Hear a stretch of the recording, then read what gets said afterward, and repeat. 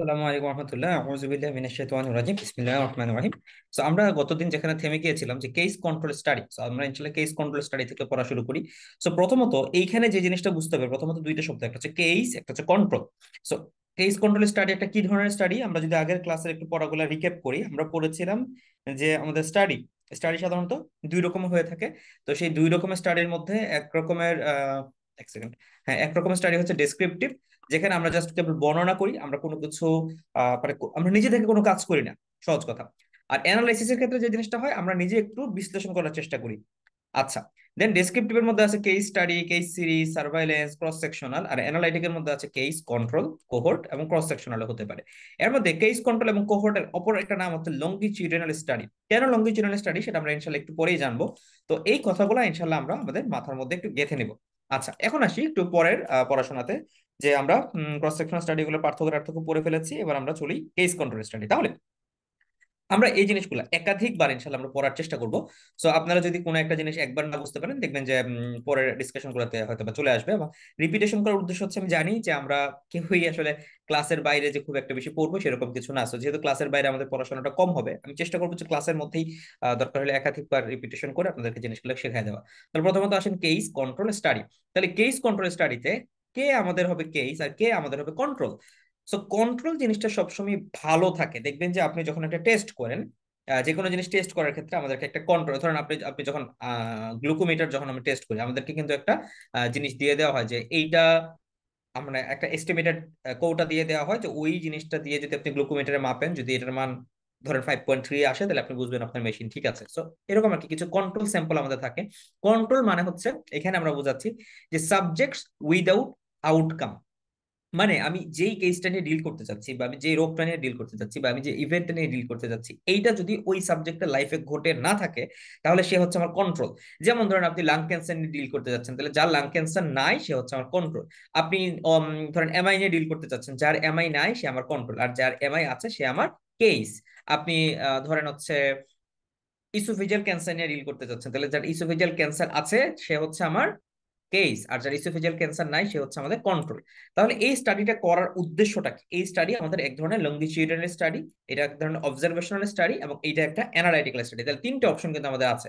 যেটা অবজারভেশনালের মধ্যে দুইটা স্টাডি আছে, একটা হচ্ছে ডেসক্রিপটিভ, একটা অ্যানালাইটিক্যাল। এটা হচ্ছে অবজারভেশনাল এবং অ্যানালাইটিক্যাল স্টাডি, এবং এইটাকে আমরা লঙ্গিটিউডিনাল স্টাডিও বলে থাকি। তাহলে পরীক্ষাতে আপনাকে তিনটে অপশন দিতে পারে বা ট্রু ফলস দিতে পারে। তো কোশ্চেন হচ্ছে লঙ্গিটিউডিনাল স্টাডি কেন? লঙ্গিটিউডিনাল স্টাডি আমরা বলেছি যে একটা সময় রেখার সাথে এটা কাজ করে। সো লঙ্গিটিউডিনাল স্টাডিতে আপনি এখন একটা পয়েন্টের ঘটনা নেবেন না, আপনি এখন একটা ঘটনা জানতেছেন, আপনি জিজ্ঞেস করবেন যে এটা আগে কি হয়েছে, তাহলে এটাকে আমরা বলবো রেট্রোস্পেক্টিভ স্টাডি। অথবা আপনি জিজ্ঞেস করবেন এটার সামনে কি হবে, এটা স্টাডি করবেন, তাহলে এটাকে আমরা বলবো প্রসপেক্টিভ স্টাডি। তাহলে ধরেন আপনি আজকে চিন্তা করলেন যে এমআই এর পেশেন্ট নিয়ে আপনি গবেষণা করবেন। আপনি আপনার মেডিকেলে গেলেন, আপনি মেডিসিন ওয়ার্ডে গেলেন, সমস্ত এমআই পেশেন্টদের সাথে আপনি কথাবার্তা বললেন। এমআই পেশেন্টদের ক্ষেত্রে কথাবার্তা বলার সময় আপনি দেখতে চাইলেন যে তাদের ওবেসিটি আছে কি না। তাহলে আপনি ওবেসিটি এবং এমআই এর মধ্যে একটা সম্পর্ক দেখাইতে চাচ্ছেন। তাহলে যাদের এমআই আছে, আপনি দেখলেন যে এমআই আছে কিন্তু ওবেসিটি নাই, এরকম কতজন আছে? আবার এমআই নাই কিন্তু ওবেসিটি আছে, এরকম কতজন আছে? সো আপনি কিছু কন্ট্রোল পার্সন নিছেন, কন্ট্রোল পার্সন নিয়ে আপনি হচ্ছে গবেষণা করার চেষ্টা করলেন, এইরকম একটা ঘটনা। অথবা আপনি আপনি কিছু ডায়রিয়া পেশেন্টের উপর গবেষণা করলেন, আপনি দেখতে চাইলেন যে ধরেন রাস্তার মানে খোলা রাস্তার খোলা খাবার খেয়ে কয়জনের ডায়রিয়া হয়। তাহলে আপনি কিছু ডায়রিয়া পেশেন্ট নিলেন, নেওয়ার পরে আপনি সবাইকে জিজ্ঞেস করলেন যে আচ্ছা, আপনার যে ডায়রিয়া হয়েছে, আপনি গতকালকে কি খাবার খেয়েছেন, কোথায় কোথায় খেয়েছেন। এরকম প্রতিটা ডায়রিয়ার পেশেন্টদেরকে আপনি জিজ্ঞেস করলেন। তাহলে এই দেখেন, ডায়রিয়ার পেশেন্টদেরকে যখন আপনি জিজ্ঞেস করলেন এবং আরেকটা ডায়রিয়ার পেশেন্ট না তাদেরকে জিজ্ঞেস করলেন, এই দুইটা জিনিসকে আপনি কম্পেয়ার করলেন, কম্পেয়ার করে আপনার একটা রেজাল্ট আপনি দেওয়ার চেষ্টা করলেন। তাহলে কেস কন্ট্রোল স্টাডিতে আমরা যে জিনিসটা করি, যে একজন থাকে আমাদের কেস, একজন থাকে আমাদের কন্ট্রোল। তাহলে যার এই আউটকামটা নাই তার ক্ষেত্রে রেজাল্ট কি হলো, এবং যার এই আউটকামটা আছে তার ক্ষেত্রে রেজাল্ট কি হলো। মনে করেন যে লাং ক্যান্সার হয়েছে, তো লাং ক্যান্সার পেশেন্টদেরকে আপনি জিজ্ঞেস করলেন যে সে স্মোকিং করতো কিনা। তাহলে এই যে স্মোকিং স্মোকিং করার সাথে লাং ক্যান্সার একটা অ্যাসোসিয়েশন আপনি বের করতে যাচ্ছেন। তাহলে এইখানে আমরা যে ইনকোয়ারিটা করি, এই ইনকোয়ারিটা হচ্ছে রেট্রোস্পেক্টিভ একটা ইনকোয়ারি। রেট্রোস্পেক্টিভ একটা ইনকোয়ারি মানে কি? যে আমরা এখন একটা কজ জানতে পেরেছি, মানে একটা একটা ইভেন্ট আমরা দেখতে পেরেছি, তার ইভেন্টটা হচ্ছে তখন তার লাং ক্যান্সার। এখন আমরা লাং ক্যান্সারের সাথে কিসের কথা মেলানোর চেষ্টা করতেছি? আমরা চেষ্টা করতেছি যে লাং ক্যান্সারের সাথে স্মোকিং এর সম্পর্ক কেমন। ঠিক আছে, আপনি লাং ক্যান্সারের একটা পেশেন্ট পাইলেন, আপনি জানার চেষ্টা করতেছেন যে লাং ক্যান্সারের পেশেন্টটা আদতে স্মোকিং করতো কিনা। ঠিক আছে, তাহলে এই যে লাং ক্যান্সারের পেশেন্টকে আপনি জিজ্ঞেস করতেছেন সে আগে আগে স্মোকিং করতো কিনা, এইটা থেকে যদি আপনি স্টাডি দ্বারা করেন, এইটা হচ্ছে কেস কন্ট্রোল। আর যদি আপনি দেখেন যে স্মোকিং করতেছে পেশেন্টটা, এইটার পেশেন্টের 20 বছর পরে লাং ক্যান্সার হইলো কিনা, যারা স্মোকিং করে তাদের কতজনের লাং ক্যান্সার হয়, এইটা হচ্ছে আপনার কোহোর্ট স্টাডি। তাহলে আমরা একটু পরে কোহোর্ট নিয়ে জানবো। কোহোর্টে আমরা দেখি যে এখন তার একটা এক্সপোজার আছে এবং এত বছর পরে তার কোনো আউটকাম আসে কিনা। আর এইখানে আমরা দেখার চেষ্টা করি যে কোনো একটা ইভেন্ট ঘটেছে, এই পেশেন্টের ইভেন্টটা কেন ঘটলো এটা বোঝার চেষ্টা করি। তাহলে এটা আমাদের কি জন্য ভালো, এটা হচ্ছে এক নম্বর হচ্ছে রেয়ার ডিজিজের জন্য এই স্টাডিটা ভালো। কেন বলেন তো? কারণ আপনি জানেন না আজ থেকে ধরেন ইসোফেজিয়াল ক্যান্সার, বাংলাদেশে আমরা কজন রোগী ইসোফেজিয়াল ক্যান্সারের পাই? খুবই কম। হ্যাঁ, বা ইসোফেজিয়াল ক্যান্সার ধরেন আপনি আর্সেনোকোসিস, আর্সেনোকোসিস এর পেশেন্ট আপনি কি খুব বেশি পান? পান না। তাহলে আপনি একটা আর্সেনোকোসিস এর পেশেন্ট পাইলেন, এইবার আপনি তাকে জিজ্ঞেস করেন যে আপনি কি ধরনের পানি খাইতেন, কোন জায়গা থেকে পানি খাইতেন, আপনার বাড়ি কোন জায়গায়, তাহলে আপনি ওইখান থেকে একটা এস্টিমেশন করলেন যে ধরেন কুড়িগ্রাম এলাকায় বাড়ি, ওইখানে যারা টিউবওয়েলতে পানি খায় তাদের আর্সেনিকোসিসের সম্ভাবনা বেশি। তাহলে কুড়িগ্রাম এলাকার সাথে টিউবওয়েলের পানির সাথে আর্সেনিকোসিসের একটা সম্পর্ক আছে। এই যে রেয়ার ডিজিজটা, এইটাকে আপনি অন্য কোনো স্টাডিতে করতে পারতেন। এখন আপনি ধরেন একটা গবেষণা দাঁড়া করাতে যাচ্ছেন যে কুড়িগ্রাম এলাকার মানুষের বা টিউবওয়েলের পানি যারা খায় তাদের আর্সেনিকোসিস হয়। তাহলে আপনাকে কি করতে হবে? সারা বাংলাদেশের সমস্ত টিউবওয়েলের পানি কারা খাচ্ছে বা সমস্ত এলাকাগুলো নিয়ে রিসার্চ করতে হবে। এরপরে তাদেরকে 20 বছর ধরে গবেষণা করতে হবে, 20 বছর ফলো আপ করতে হবে, 20-30 বছর পরে গিয়ে দেখতে হবে যারা টিউবওয়েলের পানি খাইতো তাদের আর্সেনিক হইলো কিনা, আর্সেনিকোসিস হইলো কিনা। তাহলে এটা আপনার জন্য টাফ না? ডেফিনেটলি। কারণ আপনি এত পরিমাণ মানুষকে নিয়ে আপনি কিন্তু কাজ করতে পারবেন না। এর থেকে বরং যখন আপনি কোনো একটা রেয়ার ডিজিজ পাইলেন, সেই রেয়ার ডিজিজের মানুষের সাথে আপনি কজ গুলা জানার চেষ্টা করেন, সে কি করতো, সে একটা কিভাবে হয়েছে, কোন জিনিসের কারণে তার সমস্যাটা হয়েছে। সো এটা হচ্ছে রেয়ার ডিজিজের জন্য কেস কন্ট্রোল স্টাডিটা ভালো। এবং যে ডিজিজ গুলা লং লেটেন্ট পিরিয়ড, যেমন ধরেন লেপ্রোসি, এটা অনেক দীর্ঘদিন লেটেন্সি পিরিয়ড, কোন সময় আসে বলা যায় না। তাহলে এরকম লং লেটেন্ট পিরিয়ড গুলার ক্ষেত্রে তো আমরা দীর্ঘদিন ফলো আপ দিতে পারবো না। তাহলে যাদের ক্ষেত্রে এরকম দীর্ঘদিন ফলো আপের একটা ঝামেলা থাকে, তাদের ক্ষেত্রে কিন্তু আমার কেস কন্ট্রোল স্টাডিটা ভালো। 3 নম্বর কথা হচ্ছে এখানে আসলে অ্যাটেনশন আমাদের খুব বেশি দরকার হয় না, কারণ আপনার কাছে রোগী অলরেডি চলে আসছে, আপনি তাকে দীর্ঘদিন ধরে follow up follow up follow up, এত অ্যাটেনশন এখানে দরকার হয় না এবং এটা করা খুবই সহজ। এবং এটা ইট ইস লেস টাইম কনজিউমিং, কারণ আপনি ওয়ার্ডে গেলেন, যাওয়ার পরে আপনি হচ্ছে রোগীটাকে খুঁজে নিয়ে আপনি এটা ডায়াগনোসিস করে ফেলতে পারলেন, বা হচ্ছে আপনার স্টাডিটা দ্বারা করে ফেলতে পারলেন। বা আপনি একটা গ্রামে গেলেন, গিয়ে দেখলেন যে যাদের ধরেন টিনিয়াসিস আছে, তো কাদের টিনিয়াসিস হচ্ছে, যারা অন্য কাপড় চোপড় ব্যবহার করতেছে, তাহলে আপনি মুহূর্তের মধ্যে এরকম একটা লেস টাইম কনজিউমিং একটা স্টাডি করে ফেলতে পারেন। এবং এই স্টাডিটাতে আমাদের কি হেল্প হয়? এই স্টাডিটা হচ্ছে আমাদের ইফেক্ট টু কজ এটা বের করতে সাহায্য করে। তাহলে প্রথমে আমরা ইফেক্ট খুঁজে বের করি এবং সেই ইফেক্টের কজটা আমরা খুঁজে বের করার চেষ্টা করি এই স্টাডির মধ্যে। তাহলে এই স্টাডি কাজ করা শুরু করে ইফেক্ট নিয়ে। এই যে আমরা এতক্ষণ ধরে বলতেছি যে আমরা কিন্তু আগে রোগের কথা বললাম, যে লাং ক্যান্সার হলো কেন হলো, টিনিয়াসিস হলো কেন হলো। সো আগে আমরা ইফেক্ট দেখি, ইফেক্ট থেকে যখন কজ বের করার চেষ্টা করি, এটা আমাদের হেল্প করে হচ্ছে এই cross sectional study, sorry case control study. So case control স্টাডির ডিসঅ্যাডভান্টেজ কি? ডিসঅ্যাডভান্টেজ হচ্ছে রেয়ার এক্সপোজার, যেই সমস্ত জিনিসে একটা মানুষের রেয়ার এক্সপোজার হয়, এই সমস্ত ক্ষেত্রে আমরা এই স্টাডিটা করতে পারি না। তাহলে এখানে উপরে লিখছি যে এটা রেয়ার ডিজিজের জন্য ভালো, কিন্তু রেয়ার এক্সপোজারের জন্য ভালো না। মানে এই ব্যাপারটা কি? ধরেন এটা যদি আমি এক্সাম্পল দেই, আহ ধরেন এক্সাম্পলটা এটা কিরকম দেওয়া যায়, ধরেন আমি বললাম যে আহ, ধরেন ধুতুরা বিষ যারা পান করে, হ্যাঁ, so ধুতুরা ধুতুরা পান করার পরে কয়জন মানুষ বেঁচে থাকে, আপনি এরকম একটা গবেষণা করতে যাচ্ছেন। বা ধরুন ধুতুরা পান করার পরে কয়জন মানুষের স্টমাক পারফোরেশন হয়, আপনি এরকম একটা স্টাডি করতে যাচ্ছেন। এখন আপনি এই স্টমাক পারফোরেশনের পেশেন্ট পাওয়া, সেই পেশেন্টের সাথে ধুতুরা এক্সপোজারের হিস্ট্রি পাওয়া, এটা অনেক টাফ না? এটা তো আসলে আপনি খুঁজে পাবেন না সহজে।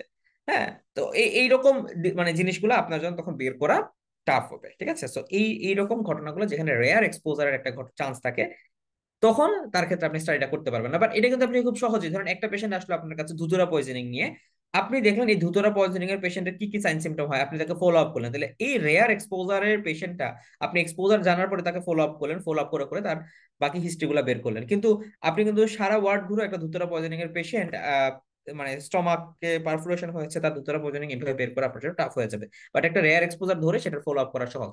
সুতরাং কেস কন্ট্রোল স্টাডির খারাপ দিকটা হচ্ছে এটা আমাদের রেয়ার এক্সপোজারের ক্ষেত্রে এটা ভালো কাজ করে না। 2 নম্বর, ইট ইস উইক টু প্রুভ কজালিটি। কেন? কারণ আমরা সাধারণত এই যে কজ কেন্দ্রিক ইস্যুগুলোর ক্ষেত্রে আমরা যদি দীর্ঘদিন ফলো আপ করি, বা এখানে আমার যে সিদ্ধান্তটা নিব, সেই সিদ্ধান্তের ক্ষেত্রে যদি অন্যান্য ভেরিয়েবলস গুলো, যেরকম আমরা কনফাউন্ডিং এর ভেরিয়েবলের কথা বলেছি, এরকম অন্যান্য ভেরিয়েবল যদি এটাকে খুব একটা মানে নির্ধারিত না করে বা এটাকে খুব একটা প্রভাবান্বিত না করেন, তখন সেটা আমাদের জন্য অ্যান্সার করাটা সহজ। ধরেন আপনি একটা পেশেন্ট স্মোকিং করে, আপনি জানেন তাকে 20 বছর ধরে গবেষণা করলেন, গবেষণা করার পরে আপনি বলছেন যে ফাইন, সে স্মোকিং করার কারণে তার এটা হয়েছে। আপনি দীর্ঘদিন ধরে তাকে অ্যানালাইসিস করেন, তাকে একটা রুটে আপনি রাখেন। বাট এখানে একটা পেশেন্টের লাইফে অনেক ঘটনা ঘটে যেতে পারে, সেটা হয়তো বা সে আপনাকে বলে নাই। তো যেহেতু সে আপনাকে বলে নাই, তাহলে আপনি অনেক ক্ষেত্রে এই পেশেন্টের ক্ষেত্রে বায়াসের শিকার হতে পারে। তাহলে এই স্টাডিতে আপনার বায়াস হওয়ার সম্ভাবনা বেশি, কারণ যে যার স্মোকিং ক্যান্সার হলো, দেখা গেল যে সে এরকম একটা জায়গায় কাজ করে, সে ধরুন ঢাকাতে থাকে, তো ঢাকার মানুষের যে পরিমাণ বায়ু দূষণ হয়, স্মোকিং করুক বা না করুক, এমনিতে তো লাং ক্যান্সার হওয়ার সম্ভাবনা বেড়ে যায়। তো এরকম অনেক ঘটনা কিন্তু ঘটতে পারে। হ্যাঁ, আপনার ধরেন একটা স্ট্রোকের পেশেন্ট আসলো, আপনি ওবেসিটির সাথে স্ট্রোকের রিলেশন খুঁজছেন, বাট পেশেন্ট ডায়াবেটিক, এই জিনিসগুলো আপনি নেন নাই, তার মানে এইখানে আপনার একটা বায়াসড হওয়ার সুযোগ থাকে বেশি। ঠিক আছে, এবং এই কারণে এটা কজালিটির সাথে এটা আসলে রিলেশনটা একটু পোর। এবং আপনি ডিসঅ্যাডভান্টেজের ক্ষেত্রে, এটা আসলে ডিসঅ্যাডভান্টেজ না, এটা কাইন্ড অফ, এটাও costly but it's less costly compare to cohort. So এটাকে আপনি একটা অ্যাডভান্টেজই বলতে পারেন, যে এটা আসলে it's less costly, less time consuming, এবং হচ্ছে লেস কস্টলি।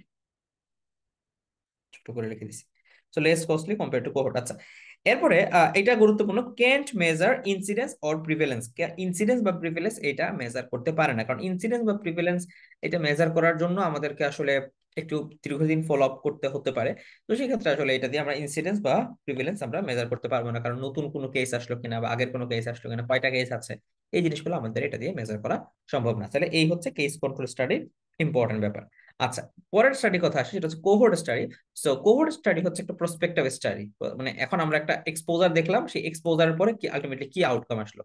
সো এই কোহোর্ট স্টাডি কাজই করে হচ্ছে এক্সপোজার নিয়ে। তাহলে দেখেন এইখানে কোহোর্ট স্টাডিকে আমরা কোহোর্ট স্টাডির মানুষগুলোকে দুইটা গ্রুপে ভাগ করি। একটা হচ্ছে যেই গ্রুপের মধ্যে এক্সপোজার হয়েছে, সো এক্সপোজড গ্রুপ, আর একটা হচ্ছে যাদের ক্ষেত্রে এক্সপোজার হয় নাই, মানে আনএক্সপোজড গ্রুপ। তাহলে কোহোর্ট গ্রুপ দুইটা গ্রুপের মধ্যে একটা তুলনা করে, যে যারা স্মোকিং করে তাদের লাং ক্যান্সার হয়, তাদের লাং ক্যান্সার হওয়ার সম্ভাবনা কত, যারা স্মোকিং করে না তাদের লাং ক্যান্সার হওয়ার সম্ভাবনা কত, যারা আহ, ইয়া করে পান খায় তাদের ওরাল ক্যান্সার হওয়ার সম্ভাবনা কত, যারা পান খায় না তাদের ক্ষেত্রে ওরাল ক্যান্সার হওয়ার সম্ভাবনা কত, যারা ক্রিকেট খেলে বা যারা এক্সারসাইজ করে তাদের ক্ষেত্রে হার্ট অ্যাটাকের সম্ভাবনা কত, যারা এক্সারসাইজ করে না তাদের ক্ষেত্রে হার্ট অ্যাটাকের সম্ভাবনা কত। তাহলে এইভাবে কোহোর্ট স্টাডি হচ্ছে একটা ইনসিডেন্টাল স্টাডি, এটা দীর্ঘদিন ধরে নতুন মানে ইনসিডেন্ট মানে কি, আমরা বলি যে নিউ নিউ যে কেসগুলো আসতেছে সেগুলো হচ্ছে ইনসিডেন্ট, তার মানে এটা দীর্ঘদিন ধরে এটাকে ফলো আপে রাখে, এবং subject with exposure and without এক্সপোজারের মধ্যে সে একটা পার্থক্য করে। তাহলে এক্সপোজার কথাটা গুরুত্বপূর্ণ। তাহলে এইটার মেইন ফিচার হচ্ছে এটা সাধারণত প্রসপেক্টিভ হয়ে থাকে।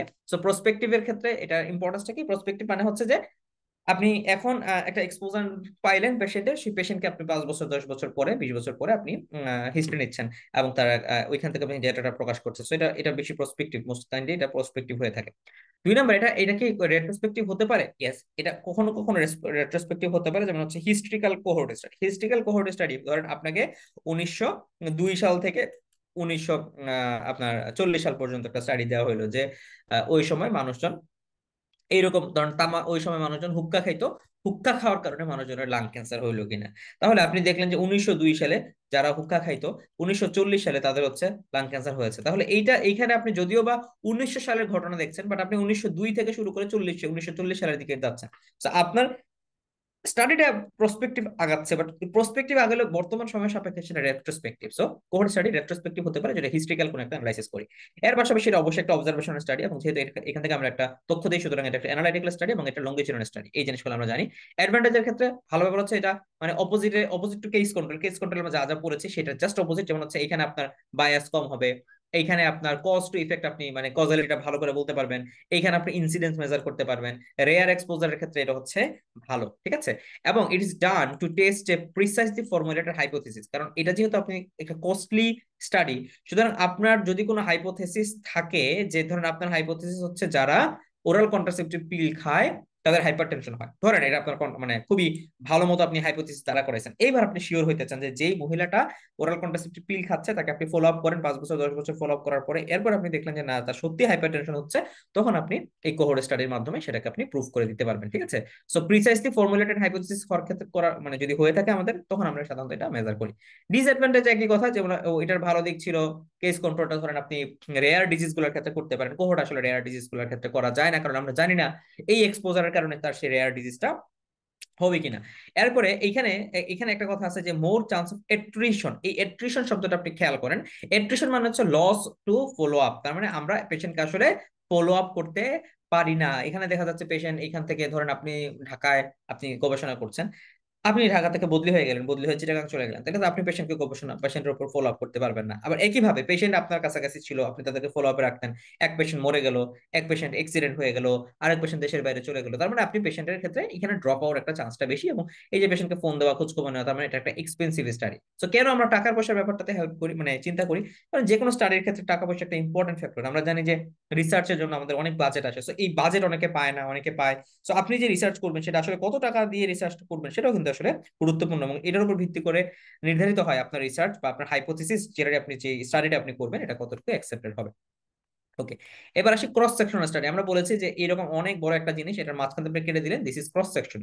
সো ক্রস সেকশন স্টাডিতে আমরা কি করি, আমরা একটা জিনিসের এক্সপোজার এবং আউটকাম এট দ্য সেম টাইমে দেখার চেষ্টা করি, কারণ ক্রস সেকশনাল স্টাডি আমি একবারই করব, ক্রস সেকশনাল স্টাডি আমি একবারই দেখব, সুতরাং ওই টাইমে আমি এক্সপোজার এবং আউটকাম দেখার চেষ্টা করি। সো যেহেতু এটা আমি জাস্ট একটা টাইমেই দেখছি, সুতরাং এইটা কিন্তু একটা লঙ্গিটিউডিনাল স্টাডি না। So it is not longitudinal, কারণ লঙ্গিটিউডিনাল হলে আমাকে অনেক সময় ধরে আগে বা পিছনে কাহিনী জানতে হবে, দেখতে হবে। So, এটা একটা অবজারভেশনাল স্টাডি ডেফিনেটলি, এটা একটা ডেসক্রিপটিভও হতে পারে, বা এখান থেকে যদি আপনি কোনো অ্যানালাইসিস করেন তো এটা অ্যানালাইসিসও হতে পারে। So it can be both descriptive and analytical.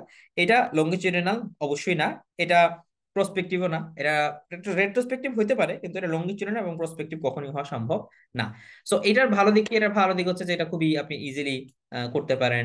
এটা থেকে আপনি প্রিভেলেন্স মেজার করতে পারেন, এটা থেকে আপনি কোনো একটা হাইপোথিসিস, জেনেটিক হাইপোথিসিস দ্বারা করতে পারেন। সো প্রিভেলেন্স মেজার করা মানে কি, প্রিভেলেন্স মেজার করা মানে হচ্ছে আপনি ধরেন আজকে কি করলেন, যে জুলাই মাসের 30 তারিখে গেলেন আপনি ঢাকা মেডিকেল কলেজে, গিয়ে আপনি দেখলেন যে জুলাই মাসের 30 তারিখে কত রোগীর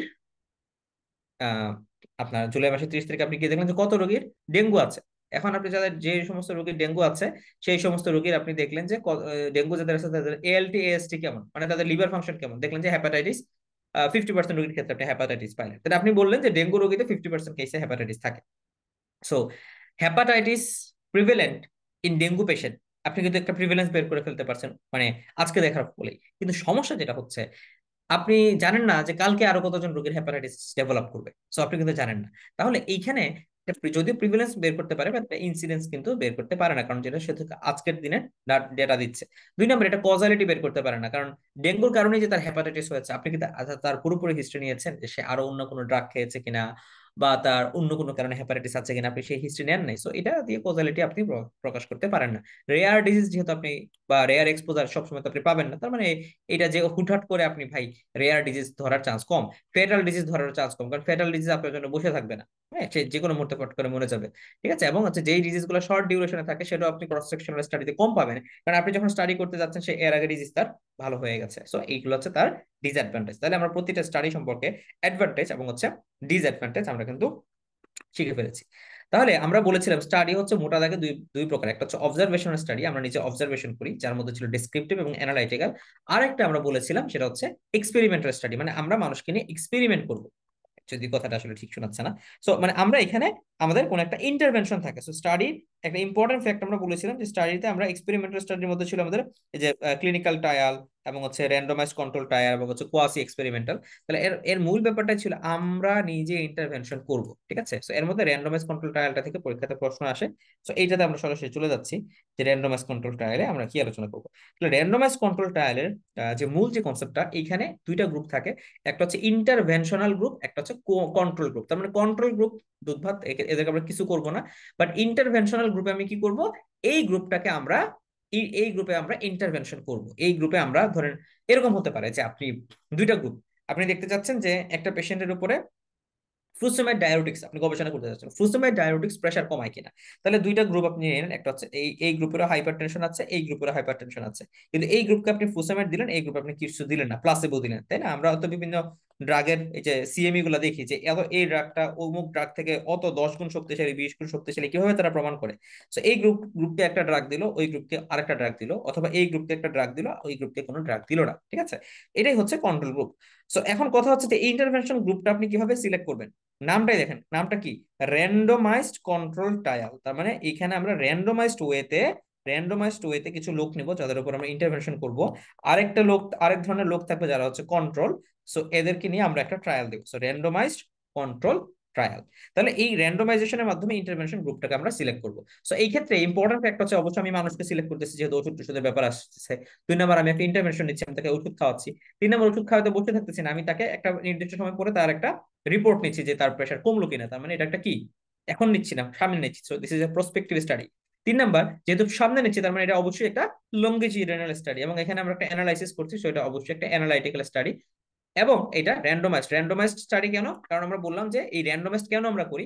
র্যান্ডমাইজ করার কয়েকটা কারণ আছে। এক নম্বর হচ্ছে এটা কনফাউন্ডিং বায়াসকে প্রিভেন্ট করে, সিলেকশন বায়াসকে প্রিভেন্ট করে, ট্রিটমেন্ট এলোকেশন বায়াসকে প্রিভেন্ট করে। মানে কি, মানে হচ্ছে এইখানে কনফাউন্ডিং বায়াস মানে হচ্ছে যে আমি যখন র্যান্ডমলি নিচ্ছি, সো আমি আসলে জানি না যে কোন ফ্যাক্টরটা তার এই প্রেশার কমানোকে প্রিভেন্ট করবে। সো কনফাউন্ডিং বায়াস গুলা আমরা এখানে বাদ দিতে পারতেছি। 2 নম্বর, সিলেকশন। আমি ধরেন কিছু রোগীকে দেখলাম যে ইচ্ছা করে নিলাম যে রোগীর প্রেশার কন্ট্রোল হইতে পারে, এরকম ভেবে নিলাম, এরকম কিছু হচ্ছে না।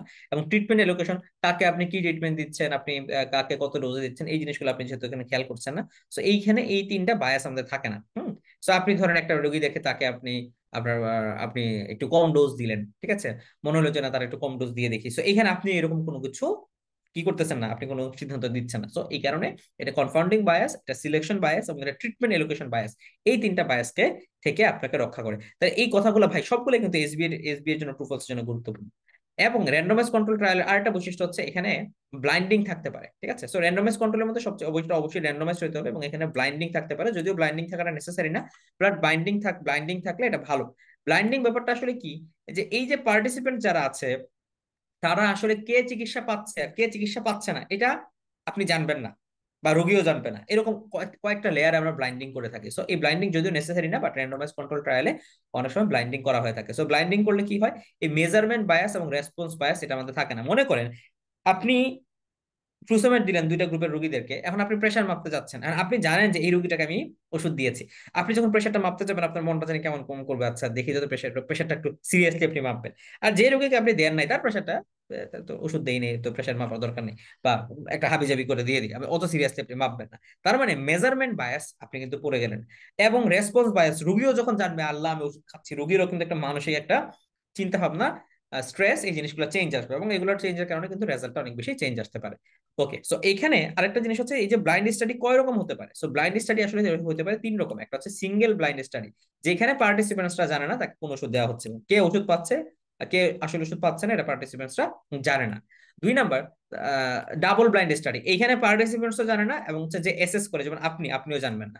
আর 3 নাম্বার, এখানে পার্টিসিপেন্টস তো জানে না, এসএস যে করে সেও জানে না, এবং রিসার্চারও জানে না। এখন কোশ্চেন হচ্ছে তাহলে জানে কে, একজন ফোর্থ পার্টি জানে। সো রিসার্চার জানে না মানে কি, মানে হচ্ছে যে আপনি তো আসলে একা একা রিসার্চ করেন। আপনি যখন রিসার্চ করবেন এফসিপিএস এ গিয়ে বা অন্য কোনো জায়গায় গিয়ে, তখন ডেফিনেটলি আপনি একজন রিসার্চারের আন্ডারে রিসার্চ করবেন। তো আপনি আপনার রিসার্চারকেও এই জিনিসগুলো বললেন না। ট্রিপল ব্লাইন্ড স্টাডিতে এটা হয়। সাধারণত ট্রিপল ব্লাইন্ড স্টাডির দরকার পড়ে না, আমরা সিঙ্গেল ব্লাইন্ড বা ডাবল ব্লাইন্ডিং করি।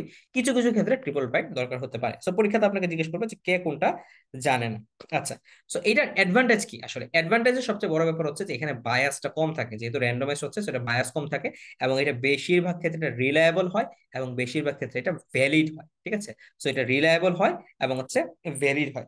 সো কোশ্চেন হচ্ছে যে এটা রিলায়েবল এবং আপনি এটা ভ্যালিড বলতে আসলে আপনি কি বুঝাচ্ছেন। সো রিলায়েবল এবং ভ্যালিড এই কথাটা কিন্তু একটা গুরুত্বপূর্ণ আছে। ভ্যালিড মানে হচ্ছে আমরা আমরা বলেছি যে এই মানে এটা ভ্যালিড মানে হচ্ছে এটা একুরেট হয়, আমরা আসলে যেই মেজারটা চাচ্ছি সেই জিনিসটা একুরেট হয়। রিলায়েবল মানে হচ্ছে যে এইরকম স্টাডি যদি আরেকজন করে সে আমার মতোই রেজাল্ট পাইতে পারে। সো এই কারণে এটাকে বলি এটা বেশি রিলায়েবল হয়, তার মানে অন্যরাও করলে এরকম রেজাল্ট পাবে, এবং এটা বেশি ভ্যালিড হয়, তার মানে আমি যে পয়েন্টটা পেয়েছি, যে অ্যান্সারটা পেয়েছি সেটা বেশি সঠিক।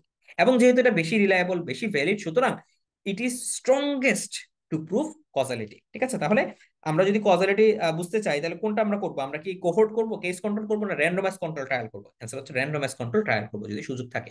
সমস্যা হচ্ছে এটা করতে গেলে আপনাকে রোগীকে রাখতে হবে, সো ডেফিনেটলি রোগীর সাথে টাকা পয়সার হিসাব নিকাশ আছে, সো এটা এক্সপেন্সিভ হবে। এখানে যেহেতু মানুষ নিয়ে কাজ করতেছে, আমরা এথিক্যাল কনসার্ন থাকবে।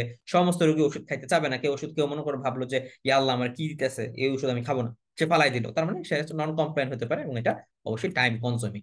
সো র্যান্ডমাইজ কন্ট্রোল ট্রায়ালের তিনটা বৈশিষ্ট্য আমাদের অবশ্যই মনে রাখতে হবে। নাম্বার ওয়ান, এটা অবশ্যই প্রসপেক্টিভ হবে, কারণ এটা আমি এখন ওষুধ দিচ্ছি, সামনে রেজাল্ট দেখবো। দুই নাম্বার হচ্ছে লঙ্গিটিউডিনাল হবে, কারণ যে কোনো প্রসপেক্টিভ স্টাডি লঙ্গিটিউডিনাল। তিন নাম্বার, এখানে আমি অবশ্যই কোনো একটা অ্যানালাইসিস করে একটা রিপোর্ট বের করবো। So randomize control study always prospective, always longitudinal, and it's always analytical. Okay. আচ্ছা, আরেকটা জিনিস হচ্ছে আপনাকে পরীক্ষাতে এই যে স্ট্রংগেস্ট তো বললাম যে ক্যাজুয়ালিটির কজালিটির জন্য স্ট্রংগেস্ট হচ্ছে আমাদের র্যান্ডমাইজ কন্ট্রোল ট্রায়াল। আর যদি জিজ্ঞেস করে কজালিটির জন্য লোয়েস্ট রিলেশন কার, সেটা অ্যান্সার হচ্ছে কেস সিরিজ। হ্যাঁ, কেস সিরিজ বা কেস স্টাডি, যে যেগুলো একটা থাকলে আপনি দিবেন যে এটা হচ্ছে লোয়েস্ট কজালিটি রিলেশন। তো আমরা মোটামুটি এই কন্ট্রোল ট্রায়াল গুলো সম্পর্কে আলহামদুলিল্লাহ পড়াশোনা করে ফেলেছি। এবার একটা আপনাদেরকে ছোট্ট করে এই জিনিসগুলো একটু আবার একটু দেখাই দিই, ঠিক আছে?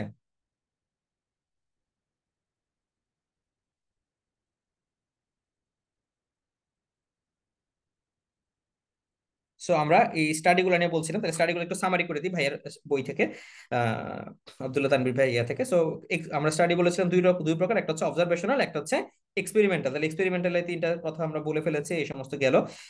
অবজারভেশনাল এটার পার্থক্য বলেছি। Case control study, cohort study আমরা মাত্রই পড়েছি। সো কেস কন্ট্রোল স্টাডি যেমন হচ্ছে ওবেসিটি, এমআই।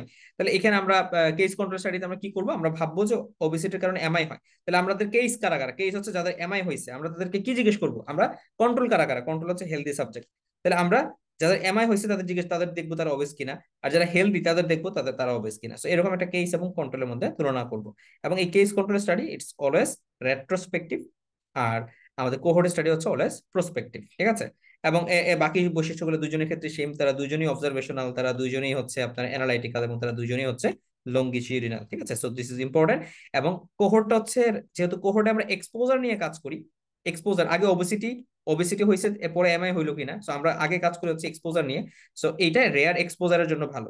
আর এইখানে যদি আমরা ডিজিজ নিয়ে কাজ করি আগে, সো বা ইভেন্ট নিয়ে কাজ করি আগে, সো কেস কন্ট্রোল হচ্ছে রেয়ার ডিজিজের জন্য ভালো, বা যাদের লং লেটেন্ট পিরিয়ড তাদের জন্য এটা ভালো, ঠিক আছে? এবং এখানে লিটল অ্যাট্রিশন মানে হচ্ছে ফলো আপ লস হওয়ার চান্স কম, এখানে কিন্তু অ্যাট্রিশনটা বেশি, কারণ হচ্ছে এখানে ফলো আপ লস হওয়ার চান্সটা বেশি। আরেকটা জিনিস এটা মনে রাখতে পারেন যে কেস কন্ট্রোল থেকে আমরা যে রেজাল্ট গুলা পাই সেটাকে আমরা অডস রেশিও দিয়ে প্রকাশ করি। কেস কন্ট্রোল দিয়ে যে রেজাল্ট গুলা পাই এটাকে আমরা অডস রেশিও দিয়ে প্রকাশ করি, অডস রেশিও। আর কোহর্ট দিয়ে আমরা যে রেজাল্ট পাই, কোহর্ট কোহর্ট কোহর্ট দিয়ে আমরা যে রেজাল্ট পাই সেটা হচ্ছে আমরা রিলেটিভ রিস্ক দিয়ে প্রকাশ করি। ওকে, সো কোহর্ট দিয়ে যে রেজাল্ট পাই সেটা হচ্ছে আমরা রিলেটিভ রিস্ক দিয়ে প্রকাশ করি। এরপরে ক্রস সেকশনাল স্টাডি সম্পর্কে আমরা বললাম, ক্রস সেকশনাল স্টাডি এটা অবজারভেশনাল, ডেসক্রিপটিভ, অ্যানালিটিক দুইটাই হতে পারে, এটা কখনোই লঙ্গিটিউডিনাল, কখনোই প্রসপেক্টিভ না। তো এই জিনিসগুলো আমরা আলোচনা করে ফেলেছি। র্যান্ডমাইজ কন্ট্রোল ট্রায়াল এখানে আমরা বলেছি, যেমন এখানে এই যে দুইটা ড্রাগের কথা তার ভাইও লিখেছে যে কোনটা কোনটা হচ্ছে ভালো, সেটা আমরা ইয়ে করলাম। সো পেশেন্টের ক্ষেত্রে র্যান্ডমাইজ কন্ট্রোল, একটা অ্যান্টিহাইপারটেনসিভ ড্রাগ অথবা অ্যান্টি ইসকেমিক ড্রাগ, অথবা ধরেন হচ্ছে আপনাকে বললো যে লিপিড লোয়ারিং ড্রাগ, এরকম আপনি দুইটা ইয়ে করবেন, চিন্তা করবেন। দুইটা ড্রাগ চিন্তা করার পরে আপনি আপনার হাইপোথিসিসটা থাকবে যে নতুন ড্রাগটা আগের ড্রাগটা আছে ভালো। এরপর আপনি কি করবেন, সমস্ত হাইপারটেনসিভ পেশেন্ট অথবা যাদের কোলেস্টেরল বেশি অথবা যাদের ডায়াবেটিস বেশি এরকম পেশেন্ট দুইটাকে নেবেন, একজনকে আপনি আগের ড্রাগটা দিবেন আর একজনকে নতুন ড্রাগটা দিবেন, দিয়ে আপনি ফিউচার আউটকাম দেখবেন। সুতরাং এখানে আপনি কি করতেছেন, আপনি একটা প্রসপেক্টিভ লঙ্গিচুরাল স্টাডি করতেছেন, এবং দিস ইজ অলওয়েজ ইন্টারভেনশনাল, এবং হিউম্যান ভলান্টিয়ার লাগে, এবং র্যান্ডমাইজ কন্ট্রোল, এবং এটা অবশ্যই র্যান্ডমাইজ থাকে। এই জিনিসগুলো আমরা খেয়াল করলাম। এবার হচ্ছে ব্লাইন্ডিং এর কথা আমরা আলোচনা করে ফেলছি। So blinding is ignorance of the treatment status of participants. So এই জিনিসগুলো আমরা বলেছি। এরপরে আরেকটা জিনিস হচ্ছে, এখানে যেমন বলেছি স্ট্রেংথ অফ দ্য স্টাডি, সবচেয়ে হাই স্ট্রেংথ হচ্ছে র্যান্ডমাইজ কন্ট্রোল ট্রায়ালের হাই স্ট্রেংথ, আর হচ্ছে কেস সিরিজের হচ্ছে সবচেয়ে লোয়েস্ট স্ট্রেংথ। এরপরে আরেকটা জিনিস হচ্ছে ড্রাগ ডেভেলপমেন্টের জন্য আমাদের কয়টা স্টেজ পার হতে হয়, এটা অনেক সময় পরীক্ষাতে চলে আসে। সো ড্রাগ ডেভেলপমেন্টের ক্ষেত্রে ফেজ ওয়ানে আমরা কিছু হেলদি ভলান্টিয়ার নেই, ভলান্টিয়ারের উপর আমরা দেখি যে ড্রাগটা কেমন কাজ করে। এরপর আমরা সত্যি সত্যি পেশেন্টের উপর কাজ করি, লিমিটেড কিছু পেশেন্টের উপর কাজ করে আমরা এফিকেসি গুলো বোঝার চেষ্টা করি। এরপর আমরা আরো অনেক পেশেন্ট নিয়ে কাজ করি, লার্জ নাম্বার পেশেন্ট, এখানে আমরা সাইড ইফেক্ট গুলো বোঝার চেষ্টা করি। এরপর আমরা ড্রাগটা দীর্ঘদিন ধরে পোস্ট মার্কেটিং সার্ভাইলেন্স আমরা দেখি যে এইটা বাচ্চাদের ক্ষেত্রে কেমন, ওল্ড এজের ক্ষেত্রে কেমন, যাদের লিভারের সমস্যাতে রেজাল্ট কেমন, যাদের কিডনি সমস্যার রেজাল্ট কেমন। তো এতে করে যে জিনিসটা হয়, ড্রাগটা সম্পর্কে একটা এক্সক্লুসিভ ডাটা আমরা পাই। মাঝখানে এই যে ভনোপ্রাজান একটা ড্রাগ বাজারে আসলো, অনেক হাইপ আসলো, হাইপের পরে এখন আবার ড্রাগটা আসলে খুব একটা চলে না। তো ব্যাপারটা হচ্ছে এরকম যে অনেকে কয়েকটা রিসার্চ দেখেই বলতেছে যে না, ভনোপ্রাজান প্রচন্ড ভালো কাজ করে, বাট এক্স্যাক্টলি আপনি একটা লিমিটেড পেশেন্টের উপর যে রেজাল্ট পাইলেন সেটা লার্জ নাম্বার পেশেন্টে যে সবসময় সেরকমটাই হবে সেটা না, ঠিক আছে? সো এই জিনিসগুলো আমাদের এখানে বোঝার বিষয় আছে। ওকে, সো আমরা আপনাদের জন্য ইম্পর্টেন্ট কিছু জিনিস আমরা আলোচনা করে ফেলেছি। আচ্ছা, এখন আমরা একটু নিচে যাব। এখানে কি আছে, স্ট্যাটিস্টিক্স ইন রিসার্চ, আচ্ছা। তো এই জিনিসগুলো আমরা আবার আমাদের নোট থেকে পড়াই, এরপর আবার আপনাদেরকে লিখে লিখে পড়াই, এখান থেকে লেখা থেকে পড়াই দিব। সো আমরা আরসিটি পড়লাম। এবার আমরা আসি হচ্ছে স্ট্যাটিস্টিক্স নিয়ে একটা আলোচনা। সো স্ট্যাটিস্টিক্স আসলে জিনিসটা কি? সো আমরা এতক্ষণ ধরে আপনি যে রিসার্চ গুলো করলেন, তো সেই,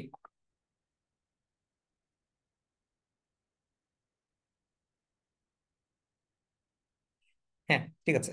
সো স্ট্যাটিস্টিক্স এর মধ্যে আমরা যে কাজগুলো করলাম, যে আমরা স্ট্যাটিস্টিক্স এর ক্ষেত্রে আমরা কি করলাম, যে একটা স্যাম্পল, স্ট্যাটিস্টিক্স এর ক্ষেত্রে আমরা যে কাজটা, স্ট্যাটিস্টিক্স মানে হচ্ছে একটা তথ্যপত্র দিলেন, এই তথ্যপত্রগুলোকে আপনি বিভিন্নভাবে প্রেজেন্ট করবেন, বিভিন্নভাবে সামারি করবেন, সেখান থেকে একটা আপনি একটা ডিসিশন নেবেন, তাই না?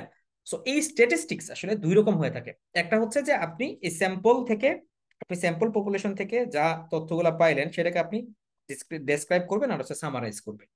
আরেকটা হচ্ছে তাহলে সেটাকে আপনি, আমরা বলবো ডেসক্রিপটিভ, হ্যাঁ, ডেসক্রিপটিভ স্ট্যাটিস্টিক্স। আর ইনফারেন্সিয়াল স্ট্যাটিস্টিক্স হচ্ছে যখন আপনি একটা স্যাম্পল ডাটা থেকে আপনি একটা পপুলেশন সম্পর্কে আপনি একটা ধারণা দিবেন। তার মানে এই স্যাম্পল ডাটা কি, পপুলেশন কি, এই জিনিসগুলো আমি একটু বুঝাই বলি। ধরেন আমরা বলি না যে ভাত হয়েছে কিনা বোঝার জন্য সব ভাত দেখা লাগে না, কয়টা ভাত টিপ টিপ দিলে চলে।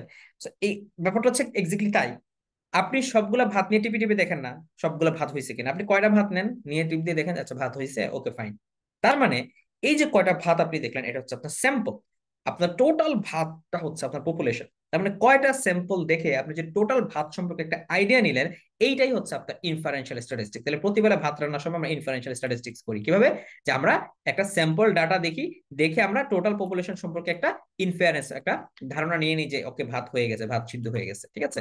আর ডেসক্রিপশনে কিছুই না, আমরা জাস্ট ডেসক্রিপশন করি এবং আমাদের কাছে যা ডাটা আছে সেটা সামারাইজ করি। মানে ব্যাপারটা হচ্ছে এরকম যে ধরেন একজন খেলোয়াড়, ধরেন হচ্ছে কি রিকি পন্টিং সাপোজ, সে কত রান করলো, ঠিক আছে, বা ধরেন মেসি বা রোনালদো, তারা হচ্ছে কয়টা গোল করলো, প্রতি ম্যাচে কয়টা গোল করে, কোন টাইমে কখন গোল করে, কোন পজিশনে থাকলে কখন গোল করে, এই ডাটাগুলোকে আপনি ডেসক্রিপশন করতেছেন এবং সামারি করতেছেন। বাট এটা এটা মিন করে না যে সে এই ম্যাচে গোল করবে, এটা মিন করে না যে সে এই ম্যাচে 100 করবে। সো এটাই হচ্ছে ডেসক্রিপটিভ স্টাডি। ওকে, সো ডেসক্রিপটিভ স্টাডি করার ক্ষেত্রে আমাদের অনেক কিছু অনেক হেল্প করে, যেমন কিছু কাজ আছে, যেমন ডেসক্রিপটিভ স্টাডি হেল্প করার জন্য আমাদের মাস্টার টেবিল আছে, ফ্রিকোয়েন্সি টেবিল আছে, কন্টিজেন্সি বা ক্রস টেবিল আছে। সো ডেসক্রিপটিভ স্টাডি ডাটাগুলোকে সামারাইজ করার জন্য আমাদের কি কি আছে, মাস্টার টেবিল, ফ্রিকোয়েন্সি টেবিল এবং হচ্ছে কন্টিজেন্সি বা হচ্ছে ক্রস টেবিল। ওকে, এরপরে আসি আমরা এই পপুলেশন এবং হচ্ছে স্যাম্পল, এই জিনিসগুলো একটু বোঝার চেষ্টা করবো। আমরা 121 পেজে চলে যাবো, অবশ্যই 121 পেজ তখন মনে চেঞ্জ হয়ে গেছে। আচ্ছা দেখি, গিয়ে দেখি।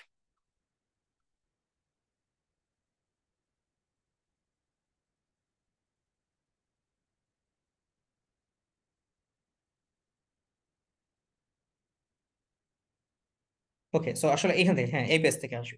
100, বর্তমানে 129 আছে। আমি সব শেষে এটাকে আপডেট করে আপনাদেরকে পিডিএফটা দিব, তখন কোন পেজে আছে সে লেখা দিব। আচ্ছা, সো এখানে আমরা আসলে একটা স্টাডি পেপার থেকে আমরা একটু পড়ার চেষ্টা করবো। তো এখানে দেখেন এই যে পপুলেশন, সেখানে অনেক মানুষকে নিয়ে আসলে আমাদের কাজ করার সুযোগ আছে, বাট আমি প্রত্যেককে আসলে আমার জন্য এক্সামিন করা, প্রত্যেককে নিয়ে স্টাডি করা, এটা আমার জন্য ব্যয়বহুল, সময় সাপেক্ষ। সো এটা আমাদের পক্ষে পসিবল না।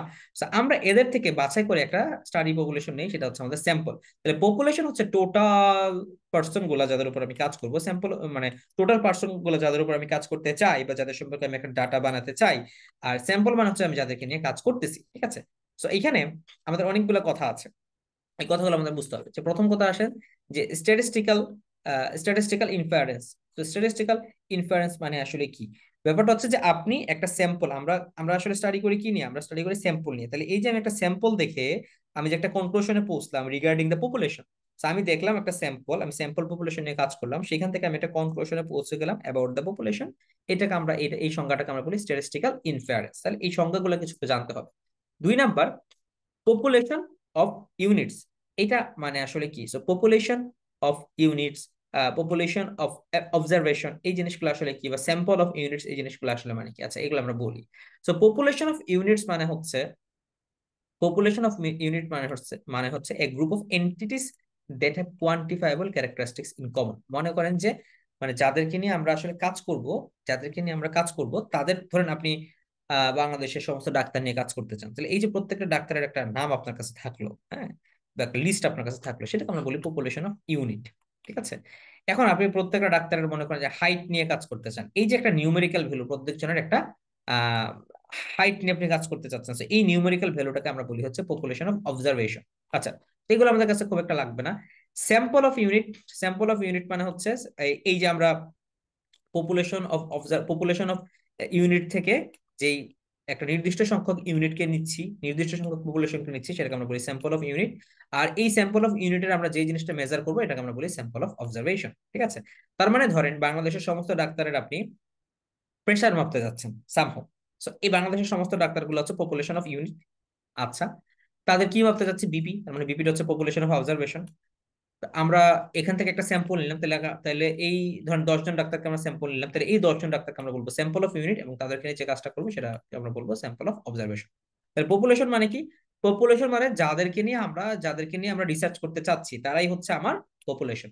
আর স্যাম্পল মানে কি? স্যাম্পল মানে পপুলেশনে যে ব্যক্তিদেরকে নিয়ে আমি কাজ করতেছি তারা হচ্ছে আমাদের স্যাম্পল। ঠিক আছে, ওকে। তাহলে এই হচ্ছে আমার টোটাল পপুলেশন।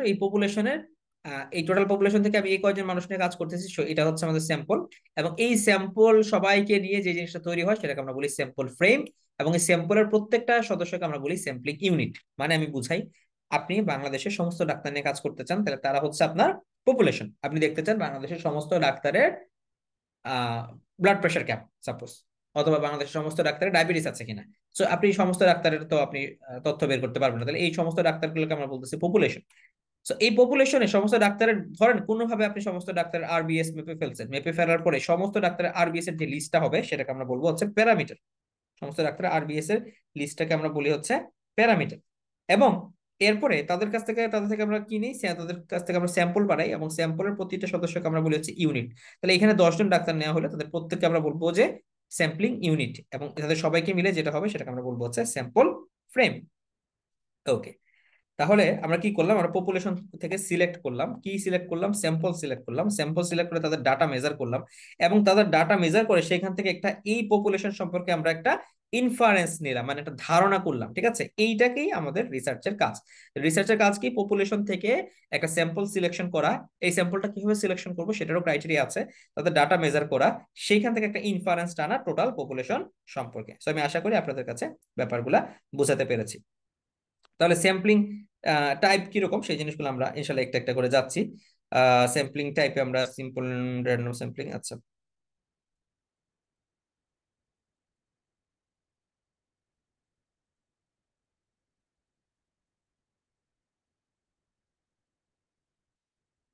আচ্ছা, তো এই এই জিনিসগুলোতে আমরা সহজে চলে আসি আপনাকে। আমাদের এই বইয়ের এই জায়গাতে চলে আসি, তাহলে আপনাদের জন্য বুঝতে সুবিধা হবে।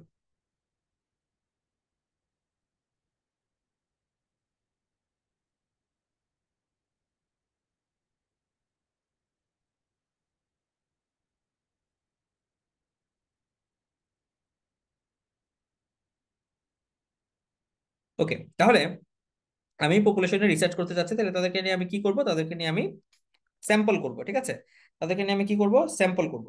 ওকে, তাহলে আমরা স্ট্যাটিস্টিক্স এর কথা বললাম, পপুলেশন কি আপনাদেরকে বুঝাইলাম। তাহলে এবার আসে হচ্ছে রিসার্চ। সো রিসার্চ আমরা তাদেরকে নিয়ে কি করব? রিসার্চ করব। সো রিসার্চ আমরা কেন করি? রিসার্চ করার দুইটা উদ্দেশ্য। একটা হচ্ছে তাদের হয়তো বা কোনো একটা ডেসক্রিপশন দিব, তাদের তাদের সম্পর্কে কোনো একটা বর্ণনা দিব, অথবা কোনো একটা অ্যানালাইসিস দ্বারা করাবো, অথবা কোয়ালিটেটিভ বা কোয়ান্টিটেটিভ কোনো একটা সলিউশন আমি তাদেরকে দিব। তাহলে রিসার্চ করার জন্য আমাদের দরকার হচ্ছে স্যাম্পল নেওয়া। একটা পপুলেশন থেকে আমরা কি করব? স্যাম্পল নিব। সো পপুলেশন থেকে স্যাম্পল নেওয়ার অনেকগুলো সিস্টেম আছে। এই সিস্টেম গুলোকে আমাদের খুব ভালো করে খেয়াল রাখতে হবে। এখান থেকে পরীক্ষাতে এই স্যাম্পলিং টাইপ থেকে পরীক্ষাতে প্রশ্ন আসার একটা সমূহ সম্ভাবনা আছে। তাহলে স্যাম্পলিং টাইপ, এইখানে একটা খুবই কমন স্যাম্পলিং যেটা, সেটা হচ্ছে সেটাকে আমরা বলি যে র্যান্ডম স্যাম্পলিং বা প্রবাবিলিটি স্যাম্পলিং। র্যান্ডম স্যাম্পলিং অথবা প্রবাবিলিটি স্যাম্পলিং। আরেকটা হচ্ছে নন র্যান্ডম স্যাম্পলিং বা হচ্ছে নন প্রবাবিলিটি স্যাম্পলিং বা নন লটারি স্যাম্পলিং। তিনটা কথা।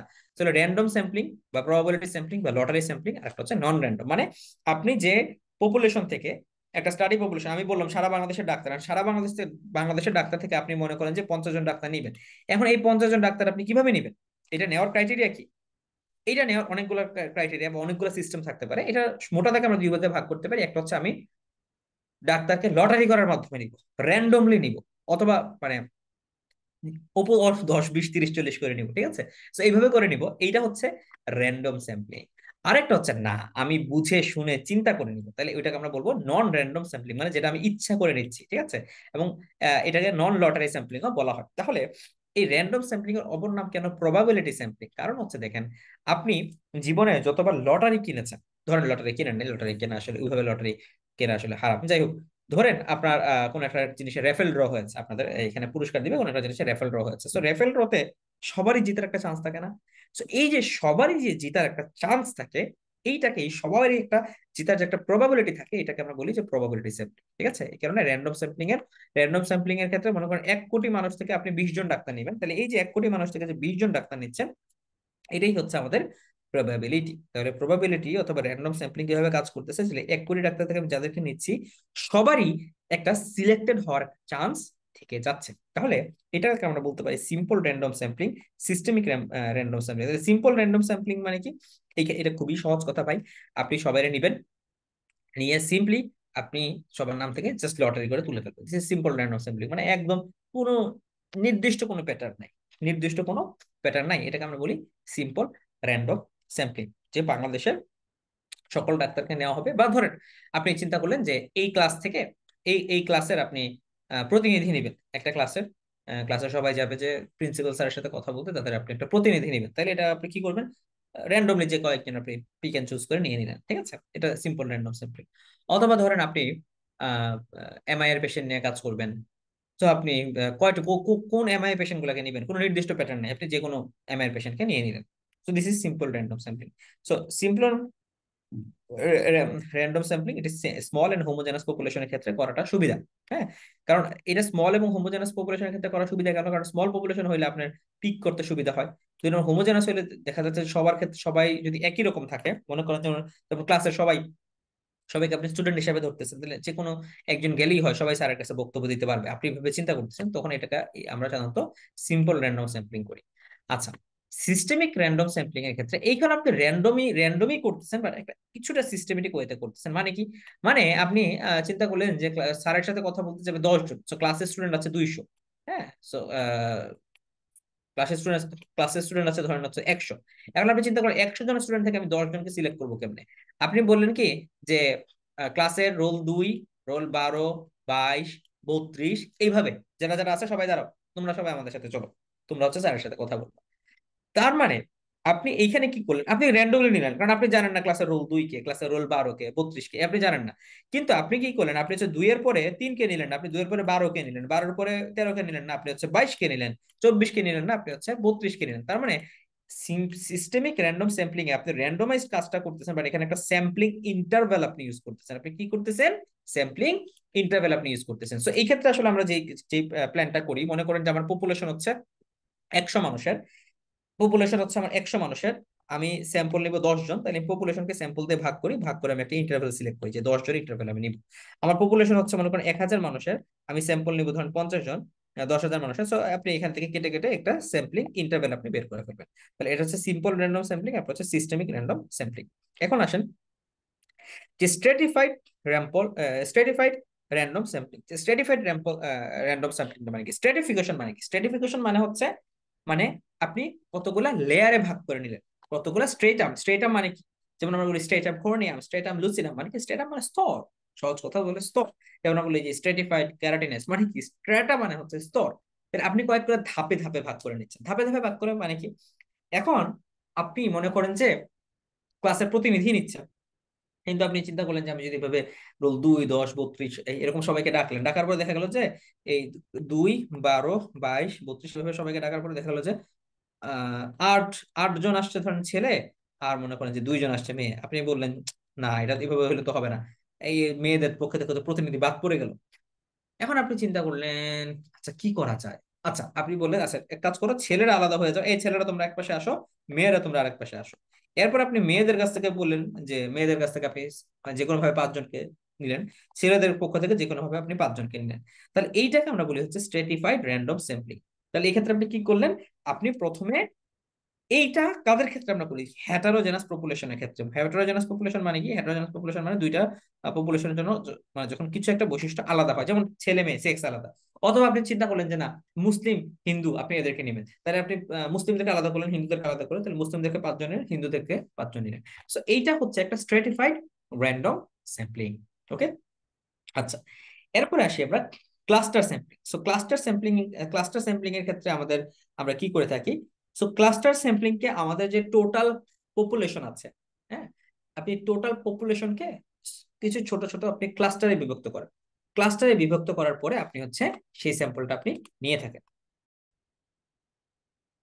তো ক্লাস্টার স্যাম্পলিং এর ক্ষেত্রে আমি যে কথা বলতেছিলাম যে টোটাল পপুলেশন গুলোকে আমরা ক্লাস্টারে ভাগ করি, এটা মানেটা কি? ধরেন আপনি জানতে চাচ্ছেন স্কুলগামী স্কুলে যায় এরকম কয়জন বাচ্চাদের ওয়ার্ম ইনফেস্টেশন আছে, হুকওয়ার্ম ইনফেস্টেশন আছে, অথবা চোখের সমস্যা আছে। এখন স্কুলগামী বাচ্চাদের চোখের সমস্যা আছে, এইটা বোঝার জন্য আপনি কি করতে পারেন? আপনি আর সবগুলো স্কুল টেস্ট করতে পারেন, সবগুলো স্কুল টেস্ট করে এরপর আপনি বলতে পারেন যে এত পার্সেন্ট বাচ্চাদের সমস্যা, চোখের সমস্যা আছে। বাট সবগুলো স্কুল টেস্ট করা কি আপনার পক্ষে পসিবল না।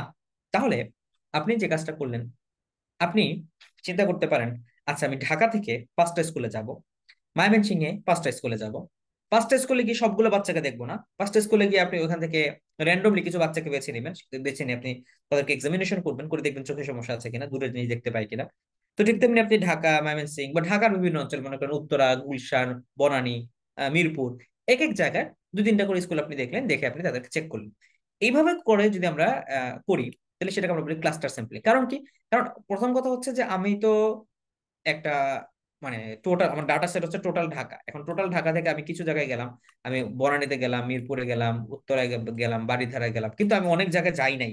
তো কিছু কিছু জায়গার মধ্যে কয়েকটা আমি ইয়েতে গেলাম, হসপিটালে, সরি, স্কুলে গেলাম, গিয়ে আমি কয়েকটা বাচ্চাকে টেস্ট করলাম। তাহলে এই যে বাচ্চাদের টেস্ট করলাম, এটা কি টোটাল ডাটা সেটের টোটাল এরিয়াতে আমি গেলাম? না, আমি কিছু কিছু জায়গায় গেলাম, কিছু কিছু জায়গায় যাই নাই। তাহলে এই যে কিছু কিছু জায়গায় যাচ্ছি, গিয়ে তাদেরকে টেস্ট করতেছি, এই স্যাম্পলিংটাকে আমরা বলি হচ্ছে ক্লাস্টার স্যাম্পলিং। ওকে, এরপরে আপনি আসেন হচ্ছে মাল্টি স্টেজ স্যাম্পলিং, বা যেটাকে আমরা বলি এরিয়া স্যাম্পলিং। তো মাল্টি স্টেজ স্যাম্পলিং বা হচ্ছে এরিয়া স্যাম্পলিং, এইটা আমরা কিভাবে করব? সো মাল্টি স্টেজ স্যাম্পলিং বা এরিয়া স্যাম্পলিং করার এক্সাম্পলটা হচ্ছে এরকম যে আপনি এখানে অনেকগুলা স্টেজে আপনি স্যাম্পলিং করবেন। যেমন আপনি জানতে চাচ্ছেন যে বাংলাদেশের মধ্যে ধরেন বাংলাদেশে নারীদের কত শতাংশ ধরেন আপনি স্যানিটারি ন্যাপকিন ইউজ করে, সাপোজ। এখন আপনি কত শতাংশ নারীরা স্যানিটারি ন্যাপকিন ইউজ করে সারা বাংলাদেশের মহিলাদের, আপনি এটা কিভাবে বের করবেন? তাহলে আপনি তো এটা বের করা মানে খুবই কঠিন। তাহলে আপনি এই ক্ষেত্রে অনেকগুলো স্টেজ করে নেবেন। আপনি প্রথমে চিন্তা করবেন যে রংপুর, আমি যাব রংপুর। রংপুরের মধ্যে চিন্তা করবেন যে রংপুরের একটা উপজেলাতে যাব, একটা উপজেলার একটা গ্রামে যাব। ঠিক আছে? তাহলে আপনি রংপুরের উপজেলার একটা গ্রাম সম্পর্কে আপনি কিছু একটা ইনফরমেশন আনলেন। এরপর আপনি রাজশাহীতে গেলেন, রাজশাহীর এরকম একটা উপজেলাতে গেলেন, একটা উপজেলা একটা গ্রামে গেলেন, গ্রামে গিয়ে কিছু ইনফরমেশন আনলেন। তাহলে দেখেন এইখানে আপনার ইনফরমেশন গুলো অনেকগুলো স্টেজ হলো না, অনেকগুলো এরিয়া ভিত্তিক হলো না। আপনি রংপুরের অমুক উপজেলার তমুক গ্রামের কয়েকজনকে দেখলেন। সো আপনি র্যান্ডমলি সিলেক্ট করলেন, আপনি কোন উপজেলা কোন গ্রামে কোন মেয়েকে দেখবেন, এটা আপনি র্যান্ডমলি সিলেক্ট করলেন। কিন্তু আপনাকে আগে সিলেক্ট করতে হয়েছে যে আপনি রংপুরে যাবেন, আপনি আগে সিলেক্ট করতে হয়েছে আপনি রাজশাহীতে যাবেন, আপনি আগে সিলেক্ট করতে হয়েছে আপনি সিলেটে যাবেন, আপনি আগে সিলেক্ট করতে হয়েছে আপনি চট্টগ্রামে যাবেন। তার মানে আপনি আগে এরিয়া গুলো সিলেক্ট করেছেন, এরপর একটা জেলা সিলেক্ট করেছেন, এরপর একটা উপজেলা সিলেক্ট করেছেন, এরপর একটা গ্রাম সিলেক্ট করেছেন। সেইখানে আপনি কাকে আপনি স্যাম্পলিং করতেছেন সেটা আপনার বিষয়। তার মানে এইটাকে আমরা বলি হচ্ছে এরিয়া স্যাম্পলিং বা হচ্ছে মাল্টি স্টেজ স্যাম্পলিং। ওকে, এখন আসি আমরা মাল্টি ফেজ স্যাম্পলিং, এটা জিনিসটা বোঝার জন্য। তাহলে মাল্টি ফেজ স্যাম্পলিং, এখানে আমরা কি করব? ধরেন আমরা আমাদের হসপিটালে আসা টিবি পেশেন্টকে ডায়াগনোসিস করব। এখন টিবি পেশেন্টকে ডায়াগনোসিস করার জন্য আমরা কি করতে পারি? সো আমরা প্রথমে ধরেন কিছু রোগী নিলাম, আমি দেখতে চাচ্ছি যে টিবি পেশেন্টদের মধ্যে কি পরিমাণ টিবি পেশেন্ট স্মোকিং করে, অথবা আমি দেখতে চাচ্ছি যে কি পরিমাণ টিবি পেশেন্টের multi multi drug resistant TB আছে। সো আমি অনেক কতগুলো সাসপেক্টেড পেশেন্টকে নিলাম, নেওয়ার পর আমি ক্লিনিক্যাল ফিচার দেখে আমি কতগুলো সাসপেক্টেড পেশেন্টকে নিলাম। নেওয়ার পর তাদের আমি একটা সিবিসি করলাম, সিবিসি করে দেখলাম যে ইএসআর যাদের রেজিস্ট, তাদেরকে আমি টিবি পেশেন্ট হিসেবে রাখলাম, বাকিদেরকে আমি ছুটি দিয়ে দিলাম, কারণ তাদের উপর আমার টেস্ট করে লাভ নাই, তারা টিবি পেশেন্ট না। 3 নাম্বার, আমি তাদেরকে এক্সরে করলাম, এক্সরে করে যাদের পালমোনারি লেশন পাওয়া গেছে আমি ধরলাম যে তারা টিবি পেশেন্ট, তাদের ক্ষেত্রে আমি স্টাডিটা চালাবো, যাদের এক্সরে ভালো তাদেরকে ছুটি দিয়ে দিলাম। এরপরে এক্সরে করার পরে আমি স্পুটাম ফর এএফবি করলাম, এএফবি করার পরে যাদের টিবি পেশেন্ট পাইলাম, এবার তাদেরকে আমি আমার স্যাম্পল হিসেবে নিলাম এবং নিয়ে আমি আমার স্টাডিটা চালাইলাম। এখন কোশ্চেন হচ্ছে, এই স্যাম্পল যে আপনি নিয়েছেন, আপনি কি নিজের ইচ্ছা মতো চয়েস করে নিয়েছেন? না, আপনি নিয়েছেন র্যান্ডমলি, র্যান্ডম কিছু মানুষকে আনলেন, এনে আপনি ক্লিনিক আপনি বিভিন্ন ফেজে যাওয়ার পরে পরে পরে পরে কয়েকটা মানুষকে আপনি নিয়েছেন। So, আপনার এখানে সিলেকশন প্রক্রিয়াটা র্যান্ডম, কারণ আপনি ইচ্ছা মতো ভাবে আপনি আসেন আপনার টিভি আছে এরকম করে বলেন নাই, আপনি প্রথমে কিছু র্যান্ডম মানুষকে নিয়েছেন, তাদেরকে আপনি কিছু ফেজে ফেজে ভাগ করে আপনি এরপর একটা স্যাম্পল আপনি নিয়েছেন যে না এই এদের ক্লিনিক্যাল ফিচার আছে, ইএসআর বেশি, চেস্ট এক্সরেতে ফাইন্ডিং আছে, স্পুটাম ফর এফবি পজিটিভ, তার মানে এদেরকে আমি স্যাম্পল, এরা টিবি পেশেন্টদেরকে টিবি টোটাল পপুলেশনকে রিপ্রেজেন্ট করছে, এবার আমি এদের মধ্যে দেখি যে মাল্টিপল ড্রাগ রেজিস্ট্যান্ট টিবি কয়জনের আছে। অথবা আমি এদের ক্ষেত্রে দেখি স্ট্রেপ্টোমাইসিন ভালো কাজ করে না ভ্যানকোমাইসিন ভালো কাজ করে, সাপোজ কথার কথা। তাহলে এই স্যাম্পলটাকে আমরা বলি মাল্টি ফেজ স্যাম্পলিং। কেন? কারণ এখানে অনেকগুলো ফেজে আমি একই রকম পেশেন্ট পেশেন্ট কিন্তু আমাদের কয়েকজনই, এদেরকে আমি কয়েকটা ফেজে দিচ্ছি। তাহলে এইখানে মাল্টি ফেজ আর মাল্টি স্টেজ, এটার মধ্যে পার্থক্য হচ্ছে মাল্টি স্টেজে আমি বিভিন্ন এরিয়াতে যাচ্ছিলাম, আর মাল্টি ফেজে হচ্ছে আমরা একই পেশেন্টকে অনেকগুলো ফেজের মধ্যে দিয়ে আমরা পার করছি, এবং একটা ফেজ পার হওয়ার পরে কিছু পেশেন্টকে ছুটি দিচ্ছি। কোশ্চেন হচ্ছে কেন ছুটি দিচ্ছি? কারণ আপনি চান স্টাডির কস্ট যত কমানো যায়। স্যাম্পলিং এর ব্যাপারটা যদি সুন্দর করতে পারেন, আপনি কম খরচে একটা স্যাম্পল পপুলেশন পাবেন যারা মূল পপুলেশনকে সুন্দরভাবে রিপ্রেজেন্ট করবে। মূল পপুলেশনকে সে যত ক্লোজলি রিসেম্বল করবে, যত ক্লোজলি সে রিপ্রেজেন্ট করবে, আপনার স্টাডি তত একিউরেট হবে। ওকে, আচ্ছা। 2 নম্বরে আমরা আসি হচ্ছে non random sampling. So non random sampling এর মধ্যে একটা স্যাম্পলিং হতে পারে ধরেন কনভেনিয়েন্ট স্যাম্পলিং। কনভেনিয়েন্ট স্যাম্পলিং এটার অপর নাম হচ্ছে accidental sampling. So convenient sampling বা এক্সিডেন্টাল স্যাম্পলিং, এটা আসলে কিরকম? এটা সহজ কথা হচ্ছে যে ধরেন ডক্টর ইউনূস কিভাবে গ্রামীণ ব্যাংক শুরু করলেন। ডক্টর ইউনূস যখন তিনি চিটাগাং ভার্সিটিতে ছিলেন, তিনি তার এলাকার কিছু মানুষ দেখলেন যে তাদের স্বামী বিদেশে থাকে, তো তাদের এখন সাংসারিক একটু সমস্যা আছে, তো তিনি তাদেরকে কিছু লোন দিলেন, কিছু টাকা দিলেন এমনিতেই। তারা কিছুদিন পরে তার টাকাটা ব্যাক দিয়ে দিল। তো তিনি দেখলেন আরে টাকা দিলে তো মহিলাদের জন্য উপকার হচ্ছে, তারা টাকা কিছুদিন পরে ব্যাক দিয়ে দিচ্ছে। হ্যাঁ, একটু বেশি ব্যাক দিচ্ছে, যদিও এটা সুদ, সুদ ইসলামে হারাম। তো যাই হোক, তো মানে তিনি দেখলেন যে আমি যদি এই মাইক্রো ফাইন্যান্স এর বিষয়টা তার এইভাবে মাথায় আসলো, তো আমি যদি মহিলাদেরকে এরকম কম খরচে আমি লোন দিতে পারি, তারা মানে তাদের ইম্পর্টেন্ট কাজগুলো করলো, একটা জীবিকা নির্বাহের একটা সোর্স তারা ম্যানেজ করলো, ম্যানেজ করার পরে তারা আমার টাকাটা ব্যাক দিয়ে দিল। তো এইখানে তিনি স্যাম্পল হিসেবে কাদেরকে নিলেন? চিটাগাং এর মানুষদের নিলেন। কেন? কারণ তারা তার আশেপাশে আছে। আপনি দেখতে চাচ্ছেন যে ধরেন আপনি যে এলাকায় থাকেন, ধরেন আপনি মিরপুরে থাকেন, আপনি দেখতে চাচ্ছেন যে মিরপুরের বাচ্চা কাচ্চাদের ক্ষেত্রে বাচ্চা কাচ্চাদের কত শতাংশের আপনি দেখবেন যে গাম ইনফেকশন আছে, অথবা ইয়ার ইনফেকশন আছে, অথবা আপনি দেখতে চাচ্ছেন যে তাদের ওরাল ওরাল হাইজিন কতটুকু তারা মেনটেন করে। সো এটা করার জন্য আপনি কি করেন? মিরপুরের একটা স্কুলে চলে গেলেন। তাহলে এখানে কিন্তু আপনি আসলে একটা স্কুল দেখে আপনি বলে দিলেন যে হ্যাঁ, বাংলাদেশে যত স্কুলগামী শিশু আছে 50% ধরেন ওরাল হাইজিনের প্রবলেম আছে, বা তারা 2 বেলা দাঁত ব্রাশ করে না। সো কে বলছে আপনাকে? তো এই যে আপনি স্যাম্পল নিলেন কোনটা? Convenient sampling. আপনি মিরপুরে আছেন দেখে মিরপুরের মানুষকে স্যাম্পল হিসেবে নিয়ে নিলেন, বাট আপনার মূল টার্গেট পপুলেশনকে আপনি রিচ করতে পারলেন না। তাহলে এটাকে আমরা বলি কনভিনিয়েন্ট স্যাম্পলিং অথবা এক্সিডেন্টাল স্যাম্পলিং। আপনি যে হাসপাতালে কাজ করেন সেই হাসপাতালের পেশেন্ট নিয়ে কাজ করলেন, অন্য হাসপাতালে আপনি গেলেন না। যদিও ধরেন আপনি এমআই এর পেশেন্ট নিয়ে কাজ করতে চাচ্ছেন, তাহলে আপনি তো ঢাকা মেডিকেল, সোহরাওয়ার্দী, আপনি এনআইসিভি সব জায়গায় যাওয়া উচিত ছিল, আপনি যান নাই, আপনি ঢাকা মেডিকেল নিয়ে কাজ করলেন। তাহলে this is convenient sampling. Purpose বা পারপাসফুল স্যাম্পলিং মানে কি? এইখানে হচ্ছে আপনি আপনার জাজমেন্ট ইউজ করে আপনি স্যাম্পল নিচ্ছেন। তার মানে আপনি যে জিনিসটা নিয়ে গবেষণা করতে যাচ্ছেন, সেখান থেকে আপনি একটা টার্গেট পপুলেশন একটা আছে যে যে ডাক্তারদের মধ্যে আহ, কারা স্ট্রেসফুল লাইফে আছে, বা ডাক্তারদের মধ্যে ডিপ্রেশনের রেট কত। সো আপনি পারপাসফুলি আপনি যারা পোস্ট গ্রাজুয়েশন এক্সামিনি তাদেরকে আপনি নিলেন, কারণ আপনি চিন্তা করলেন যে পোস্ট গ্রাজুয়েশনে যারা আছে তাদের লাইফটা অনেক কঠিন, এদের চাকরি বাকরি নাই, বা চাকরি বাকরি হইলেও টাকা পয়সা কম, ফ্যামিলির চাপ, ইনকামের চাপ, সো তারা মনে হয় স্ট্রেসে আছে, তাদের মনে হয় ডিপ্রেশন বেশি। তার মানে এই যে আপনি একটা জাজমেন্ট থেকে একটা স্যাম্পল নিলেন, so this is purposeful sampling. আর কোটা স্যাম্পলিং মানে কি? কোটা স্যাম্পলিং মানে হচ্ছে যে একটা হেটেরোজেনাস পপুলেশনের ক্ষেত্রে আপনি কোটা থেকে নিলেন। মনে করেন যে ডক্টর ইউনূস সমস্ত ধর্মের মানুষজনকে নিয়ে একটা মিটিং করলেন। তাহলে এই যে সমস্ত ধর্মের মানুষজনকে সে তিনি যে ডাকলেন, তার মানে তিনি কি করলেন? এখন বাংলাদেশে 90% মুসলিম। সো তিনি কি করলেন? তিনি মুসলিমদের থেকে চিন্তা করলেন, মুসলিমদের থেকে 5 জন নেই, হিন্দুদের থেকে 3 জন নেই, খ্রিস্টানদের থেকে 3 জন নেই। সো এইভাবে করে তিনি যে প্রত্যেকটা ধর্মের একটা করে কোটা দিলেন, এবং সেই কোটা অনুযায়ী আপনি লোকজন নিল। তো এইটাকে আমরা বলি হচ্ছে কোটা স্যাম্পলিং। এবং তিনি এই 3 জন নিয়ে তিনি বলতেছেন যে আমি সমস্ত খ্রিস্টান ধর্ম, হিন্দু, মানে বাংলাদেশের সমস্ত ধর্মাবলম্বীদের রিপ্রেজেন্টেটিভদের নিয়ে তিনি কাজ করলেন। তো তারা হচ্ছে স্যাম্পল পপুলেশন, স্যাম্পল, এবং তিনি কাজ করতেছেন হচ্ছে টোটাল পপুলেশন নিয়ে। তার মানে এইখানে হেটেরোজেনাস পপুলেশন হওয়ার কারণে তিনি কোটা ভিত্তিক স্যাম্পলিং এখানে করলেন। সো এটাকে আমরা বলি নন র্যান্ডম স্যাম্পলিং। নন র্যান্ডম স্যাম্পলিং, ঠিক আছে? তাহলে এখান থেকে আমরা যে জিনিসগুলো শিখলাম সেটা একটু আমরা আব্দুল্লাহ তানভীর ভাইয়ের নোট থেকে একটু পড়ে ফেলি। তাহলে আমরা শিখলাম যে আমাদের স্যাম্পলিং, টাইপস অফ স্যাম্পলিং কি কি আছে। টাইপস অফ স্যাম্পলিং এর মধ্যে আমরা বললাম যে একটা হচ্ছে র্যান্ডম বা হচ্ছে প্রবাবিলিটি স্যাম্পলিং, একটা হচ্ছে নন র্যান্ডম। র্যান্ডমের মধ্যে নামগুলো খুবই গুরুত্বপূর্ণ, এগুলো পরীক্ষাতে আসে। যেমন random sampling, simple systemic stratified, cluster sampling বা block sampling, multi stage, multi phase এবং কনজিকিউটিভ স্যাম্পলিং। আচ্ছা, আর নন র্যান্ডমের মধ্যে আসছে কনভেনিয়েন্ট, পারপাসফুল। কনভেনিয়েন্টের অপর নাম হচ্ছে এক্সিডেন্টাল, এক্সিডেন্টাল এবং হচ্ছে কোটা স্যাম্পলিং। যেমন হচ্ছে কোভিড এক্সপোজার যাদের হয়েছে, আপনি কোভিড এক্সপোজারের পেশেন্টদের নিয়ে যদি কাজ করতে চান, তাহলে আপনি নার্স বা ডক্টরদেরকে নিলেন, কারণ তাদের কোভিড এক্সপোজার হচ্ছে এরকম। আরেকটা স্যাম্পলিং এর নাম আমি লিখে নিই, সেটা হচ্ছে স্নোবল স্যাম্পলিং। হ্যাঁ, এটাও মনে রাখতে পারেন, স্নোবল স্যাম্পলিং। এটা একটু খেয়াল করেন। স্নোবল স্যাম্পলিং এটা একটা নন র্যান্ডম স্যাম্পলিং, এটা মনে রাখতে হবে। তাহলে এইখানে আপনি জাস্ট মনে রাখলেন random cluster multistage multiphase consecutive, random cluster multiphase multistage consecutive, random cluster multiphase multistage consecutive. আর নন র্যান্ডমের মধ্যে convenient purposive accidental quota snowball.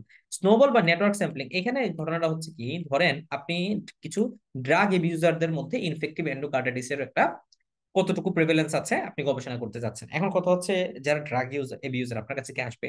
Answer হচ্ছে সহজে আসবে না, আপনি তাদের খুঁজে পাবেন না। তো স্নোবলটা আপনি যখন দেখবেন যে স্নোবল যখন চলা শুরু করে, প্রথমে একটু একটু যেতে থাকে, স্নোবল যত গড়ায় যত গড়ায় তত এটা বড় হয়, তত এটা বড় হয়, তত এটা বড় হয়। So this is snowball sampling. তাহলে স্নোবল স্যাম্পলিং এর ক্ষেত্রে আপনি কি পাবেন? স্নোবল স্যাম্পলিং এর ক্ষেত্রে ধরেন আপনি আপনি বললেন যে যে যে ড্রাগ এবিউজার যাদের আছে তাদেরকে আমরা 1,000 টাকা, 1,000 করে টাকা দিচ্ছি, অথবা তাদেরকে আমরা ফ্রিতে অনেক টেস্ট দিচ্ছি, তাদেরকে আমরা শরীরে শক্তি হওয়ার জন্য, হ্যাঁ, ভালো থাকার জন্য কিছু ওষুধ দিচ্ছি, ফ্রিতে কিছু ওষুধ দেওয়া হচ্ছে। তো এরকম ভাবে একটা রোগীকে মানে এরকম বলার পরে আপনি ঘোষণা টোষণা করে দিলেন, একজন রোগী আপনার কাছে আসলো, তারা বুঝাই টুঝাই দিলেন, তাকে খুব সুন্দর মতো চেক আপ টেকআপ করে দিলেন, ওষুধ দিয়ে দিলেন, সে খুব খুশি হয়ে গেল।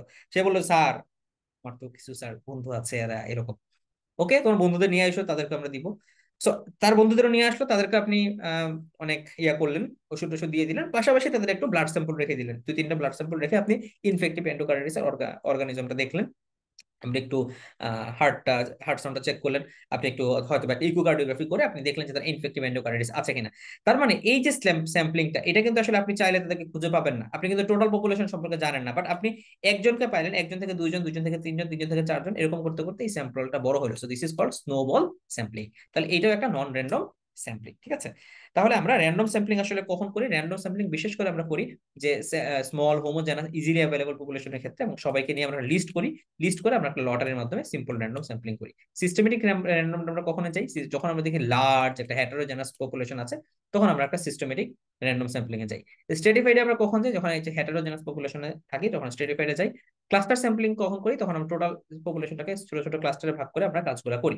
তাহলে আমি এরকম ভাবে কিছু এক্সাম্পল গুলোর কথা এখানে লিখে রেখেছি, ঠিক আছে। তো এই হচ্ছে স্যাম্পলিং এর কিছু প্রকারভেদ। আচ্ছা, তো এগুলো তোমরা বলে ফেলেছি, স্টাডি ডিজাইন গুলো বলে ফেলেছি। আচ্ছা, এখানে আরেকটা জিনিস আছে আছে সেটা হচ্ছে, এখানে আমরা চলে আসি যে স্টাডি ডিজাইন। এবার স্টাডি ডিজাইনের পরে এবার আসি আমরা research hypothesis. So research hypothesis এই কথাটা মানে আসলে কি? আমরা বারবার বলছি আমরা হাইপোথিসিস নিয়ে কাজ করি। সো হাইপোথিসিস মানে হচ্ছে যে আমরা যেই যে রিসার্চে যে হাইপোথিসিস মানে হচ্ছে অ্যানসারটা যে খুঁজতে যাচ্ছি, যে লজিক্যাল এবং আমাদের এজিউমড যে অ্যানসারটা আছে, এটাকে আমরা বলি হাইপোথিসিস। মানে আমরা ধারণা করছি স্মোকিং করলে লাং ক্যান্সারের রিস্ক বাড়ে। তাহলে এই যে আমাদের লজিক্যাল একটা ধারণা এবং আমাদের এজিউমড যে একটা অ্যান্সার অফ দ্য রিসার্চ, যেটাকে আমরা খুঁজে বের করি, দিস ইজ রিসার্চ হাইপোথিসিস। এবং এই রিসার্চ হাইপোথিসিস, নাল হাইপোথিসিস, এগুলো নিয়ে আমরা আরো পরে আলোচনা করবো, বাট আমি জাস্ট রিসার্চ হাইপোথিসিস ব্যাপারটা আপনাদেরকে বুঝাইলাম। সো এই রিসার্চ করার জন্য আমাদের স্যাম্পল থেকে, স্যাম্পলিং যে পপুলেশনটা আছে সেই স্যাম্পল থেকে আমরা কি করি? ডেটা কালেকশন করি।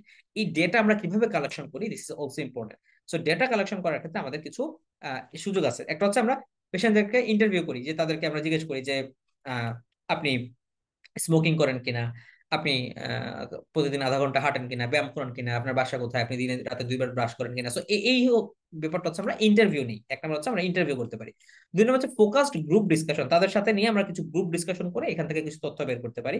তিন নম্বর হচ্ছে তাদেরকে আমরা সরাসরি অবজারভেশন করতে পারি। সো ডেটা কালেকশন কিভাবে করলেন? যে আপনি হচ্ছে স্যাম্পলিং পপুলেশন নিলেন, নিয়ে হচ্ছে আপনি ধরেন দুইটা পেশেন্টকে, 10 জন পার্সনকে আপনি 2 রুমে রেখে দিলেন। 2 রুমে রাখার পরে একজনকে আপনি ধরেন মিষ্টি খাইতে দিলেন, আরেকজনকে আপনি নর্মাল টক খাইতে দিলেন। আপনি দেখলেন যে মিষ্টি খাওয়ার পরে আমাদের ঘুম কেমন হয়, অথবা আপনি দেখলেন যে মিষ্টি খাওয়ার পরে আমাদের আচরণে কোনো পরিবর্তন আসে কিনা। কারণ অনেকে বলে যে সুগার রাশ বলে একটা ব্যাপার থাকে, মিষ্টি খাওয়ার পরে মানুষ একটু এক্সাইটেড হয়ে যায়। তো এরকম আপনি দেখলেন। অথবা আপনি দেখলেন যে দুইটা গ্রুপের পপুলেশনকে রাখলেন, একটা গ্রুপের পপুলেশনকে আপনি দিলেন হচ্ছে শরবত খাইতে, একটা গ্রুপের পপুলেশনকে আপনি দিলেন হচ্ছে কফি খাইতে। আপনি দুইটা গ্রুপকে আপনি অবজার্ভ করলেন যে কফি খাইলে আসলে আমাদের অ্যালার্টনেস কেমন বাড়ে। ঠিক আছে, সো এটাই হচ্ছে অবজারভেশন। সো এখানে আপনি পার্টিসিপেটরি অথবা নন পার্টিসিপেটরি হতে পারে, মানে হচ্ছে আপনি নিজেও পার্টিসিপেশন করতে পারেন, অ্যাক্টিভলি পার্টিসিপেট করতে করে দেখতে পারেন, অথবা আপনি দূর থেকে অবজার্ভ করতে পারেন। আর হচ্ছে কোশ্চেনের অ্যাডমিনিস্ট্রেশন, আপনি তাকে কোশ্চেনার দিলেন, সে কোশ্চেনার ফিল আপ করে দিল, সেখান থেকে আপনি ডেটা কালেকশন করলেন। সো এইভাবে আমরা কিন্তু ডেটাগুলা কালেকশন করতে পারি।